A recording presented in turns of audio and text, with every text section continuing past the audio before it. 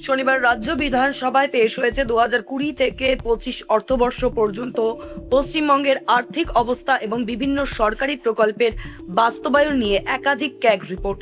মোট 28টি রিপোর্ট পেশ করা হয়েছে এবং সেখানে প্রাক্তন সরকারের আমলে একাধিক আর্থিক ও প্রশাসনিক বেনিয়মের ছবি উঠে এসেছে।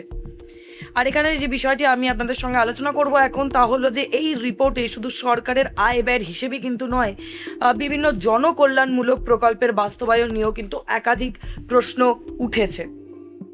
বিজেপির রাজ্য সভাপতি শ্রমিক ভট্টাচার্য তার দাবি যে 2024 থেকে 25 অর্থবর্ষের রিপোর্ট অনুযায়ী রাজ্যের রাজস্ব ঘাটতি দাঁড়িয়েছে প্রায় 39,727 কোটি টাকা এবং আর্থিক ঘাটতি 61,924 কোটি টাকা। আর একই সঙ্গে আপনাদেরকে জানাবো, রাজ্যের মোট ঋণের পরিমাণ 7,35,000 কোটিরও বেশি, এমনটাই দাবি করা হয়েছে। তার অভিযোগ যে বিপুল ঋণ নেওয়া হলেও সেই অর্থ উৎপাদনশীল বিনিয়োগে যথাযথভাবে ব্যবহার করা হয়নি। আর এরপর যে বিষয়ে আসবো তাহলে এই ক্যাগ রিপোর্টের মূল পর্যবেক্ষণ। দেখুন, এই রিপোর্ট অনুযায়ী 2025 থেকে 16 এবং 2024 থেকে 25 পর্যন্ত টানা 10 বছরে রাজ্য রাজস্ব ঘাটতির মুখে রয়েছে। গত কয়েক বছরে সরকারের রাজস্ব ব্যয়ের বড় অংশ বেতন, পেনশন এবং বিভিন্ন ভর্তুকিতে খরচ হয়েছে। ফলে পরিকাঠামো বা মূলধনী উন্নয়নের জন্য প্রয়োজনীয়ভাবে বিনিয়োগ তুলনামূলকভাবে কিন্তু কম হয়েছে, এমনটাই কিন্তু রিপোর্টে উল্লেখ করা হয়েছে। বাজেট বাস্তবায়নেও একাধিক অসঙ্গতির কথা বলা হয়েছে। বরাদ্দ হওয়া বিপুল অর্থের একটি বড় অংশ ব্যয়ই হয়নি, এমনটাই দাবি করা হয়েছে রিপোর্টে। পাশাপাশি আপনাদেরকে জানাবো যে এই কেন্দ্রীয় প্রকল্পের জন্য বরাদ্দ অর্থেরও উল্লেখযোগ্য অংশ অব্যবহৃত থেকে যাওয়ার বিষয়টিও কিন্তু তুলে ধরা হয়েছে। আর এবার যে বিষয়টি আপনাদের সামনে আনবো তা হলো যে এই প্রকল্পের অভিযোগ কিন্তু সুপার সাইক্লোন আমফানের ত্রাণ বিতরণেও এখানে একাধিক অনিয়মের কথা বলা হয়েছে।